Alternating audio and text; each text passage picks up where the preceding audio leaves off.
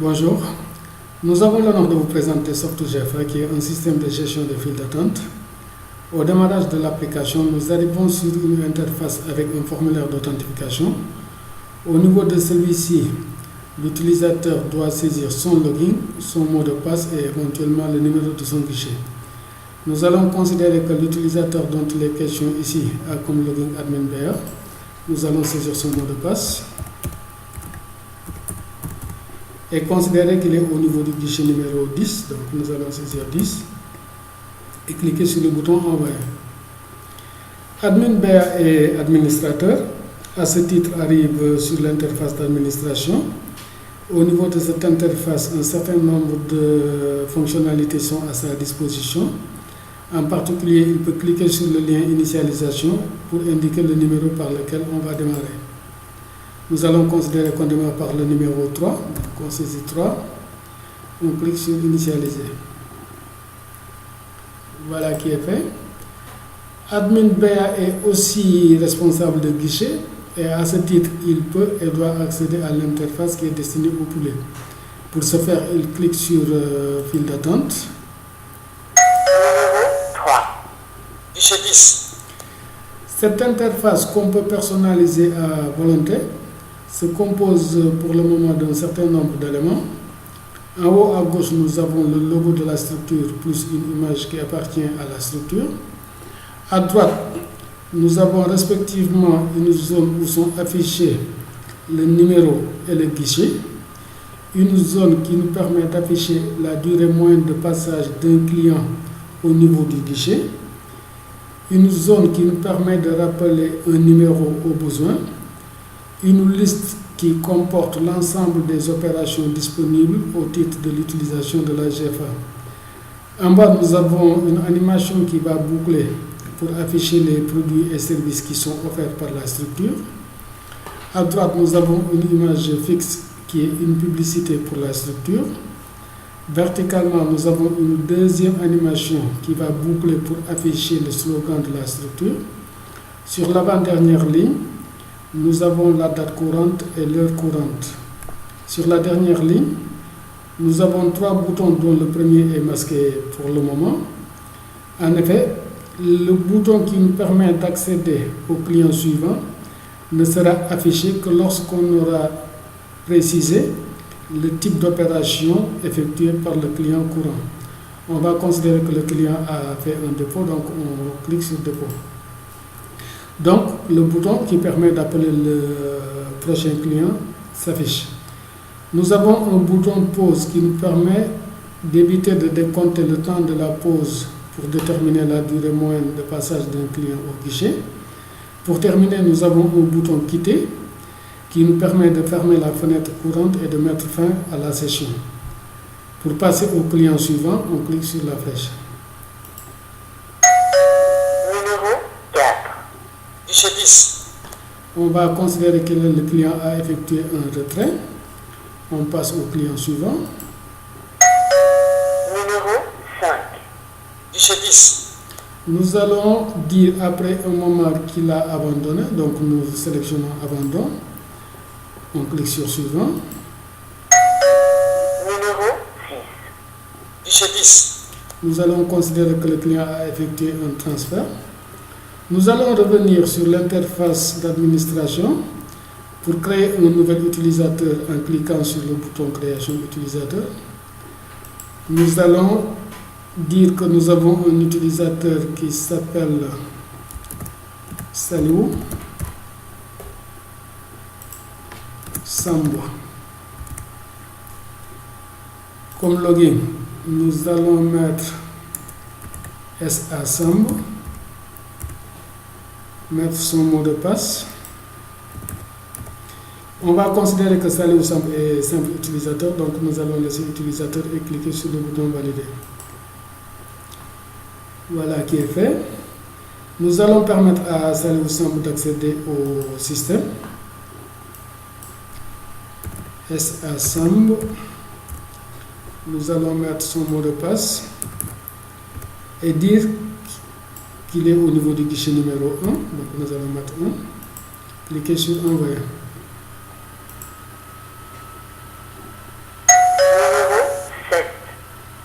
Guichet 1. Pour passer au suivant, on indique d'abord l'opération, on considère que c'est un dépôt, on clique sur suivant. Numéro 8. Guichet 1. Nous allons considérer que le client a effectué un retrait, on clique sur suivant. Numéro 9. Guichet 1. Nous allons aussi dire que c'est un retrait. Salou Sambou est arrivé directement sur l'interface qui est destinée au public. En effet, comme c'est un simple utilisateur, il n'a pas le droit d'accéder à l'interface d'administration qui est réservée aux administrateurs. Nous allons revenir au niveau du guichet numéro 10. On clique sur suivant. Numéro 10. Guichet 10. Nous allons dire que c'est un dépôt. On clique sur suivant. Numéro 11. Guichet 10. On va dire que c'est un transfert. Le client numéro 5 qu'on avait considéré comme ayant abandonné n'avait pas entendu son numéro, donc on doit le rappeler en saisissant le numéro 5 et en cliquant sur le bouton OK. Numéro 5. Guichet 10. Nous allons dire qu'il a fait un retrait. On passe au suivant. Numéro 12.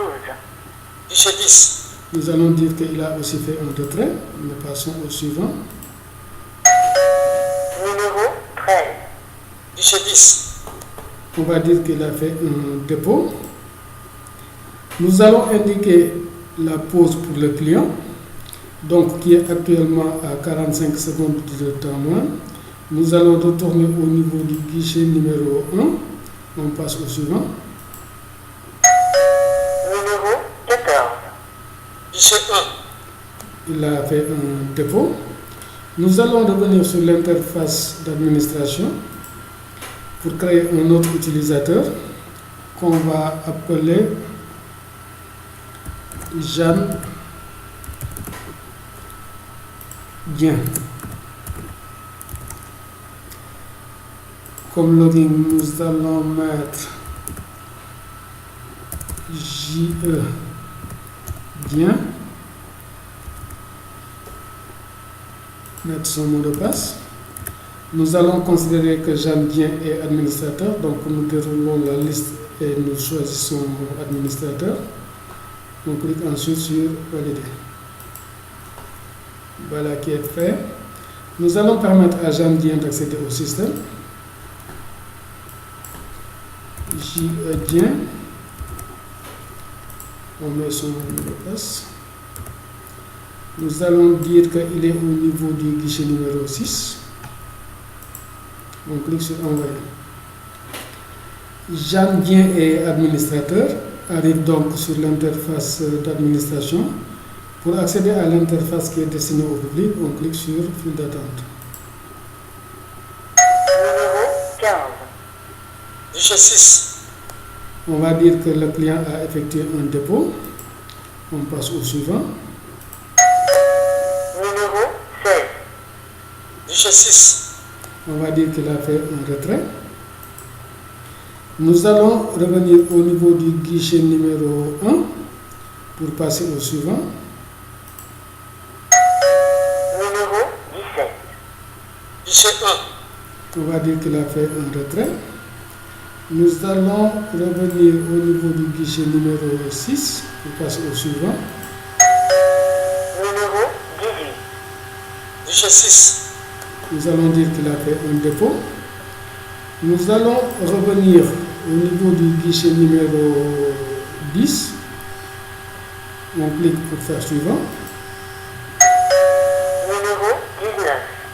Guichet 10. Donc ce qu'on remarque, c'est que la durée moyenne de passage n'a pas changé parce que tout le temps qu'on a utilisé pour les autres guichets, on a considéré qu'on était en pause. Donc le système n'a pas déterminé une nouvelle durée moyenne. On va dire qu'il a fait un retrait et on passe au suivant. Numéro 20. Guichet 10. On va dire qu'il a fait un dépôt, on passe au suivant. Numéro 21. Guichet 10. On va dire qu'il a fait un retrait. On passe au guichet numéro 1. Suivant. Numéro 22. Guichet 1. On va dire qu'il a fait un transfert. On passe au suivant. Numéro 23. Guichet 1. On va dire qu'il a fait un dépôt. On revient au niveau du guichet numéro 10. On clique sur suivant. Numéro 24. Guichet 10. On va dire qu'il a fait un dépôt. On va passer au niveau du guichet numéro 1. Suivant. Numéro 25. Guichet 1. On va dire qu'il a fait un transfert. Nous allons revenir sur l'interface d'administration pour créer un autre utilisateur. On va dire Thierno Thiam. Comme login, nous allons mettre Thiam.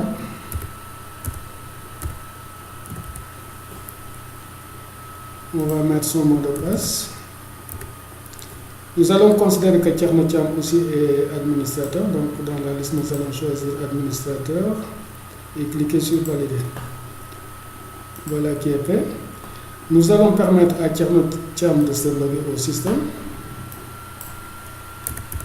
Donc nous allons mettre Thiam. Nous allons saisir son mot de passe. On va considérer que Thierno Thiam n'est pas responsable de guichet, donc nous n'allons pas saisir un numéro de guichet. On clique sur envoyer. Thierno Thiam est administrateur et donc arrive sur l'interface d'administration. Mais comme il n'est pas responsable de guichet, ce qu'on remarque au niveau de cette interface, c'est l'absence du lien file d'attente qui lui aurait permis d'accéder à l'interface qui est destinée au public. Par contre, Thierno Thiam peut consulter les statistiques en cliquant sur le lien statistique. Nous allons mettre la date de début et la date de fin de période. Donc pour le début de période, on va mettre le 25 01 2012 jusqu'au 31 01 2012. On clique ensuite sur afficher. Le système va nous afficher dans l'ordre croissant de la date pour chaque utilisateur et en fonction de chaque type d'opération, le nombre de clients qui sont passés par son guichet. Pour avoir les horaires d'appel, on clique sur horaires d'appel. Ensuite, nous allons saisir la date de début de période. Même chose, on va considérer que c'est le 25 01 2012 jusqu'au 31 01 2012. Nous cliquons ensuite sur le bouton afficher. Là aussi, dans l'ordre croissant de la date, pour chaque utilisateur, nous avons l'heure à laquelle il a appelé le premier client et l'heure à laquelle il a reçu le dernier client. Pour avoir les horaires d'appel de la date courante, on clique directement sur afficher sans indiquer les dates de début et de fin de période. Donc pour la date courante, nous avons aussi pour chaque utilisateur l'heure à laquelle il a appelé le premier client et l'heure à laquelle il a appelé le dernier client. Pour avoir les statistiques du jour, on clique sur le bouton, sur le lien statistique. Ensuite, on laisse les dates de début et de fin de période vide. On clique sur afficher. Là aussi, pour la date courante, nous avons pour chaque utilisateur et en fonction de chaque type d'opération, le nombre de clients qui sont passés par son guichet. Nous allons revenir sur l'interface du guichet numéro 6. Et donc, pour quitter, nous allons cliquer sur le bouton Q. Et nous avons la fenêtre qui se ferme et il est mis fin à la session de l'utilisateur. Voilà pour l'essentiel. Les fonctionnalités qui sont actuellement disponibles au niveau de SoftGFA. Nous espérons que ces fonctionnalités répondent à vos besoins. Sinon, nous restons à votre écoute pour étudier avec vous et mettre en œuvre toute nouvelle demande de fonctionnalité. Nous vous remercions. Au revoir.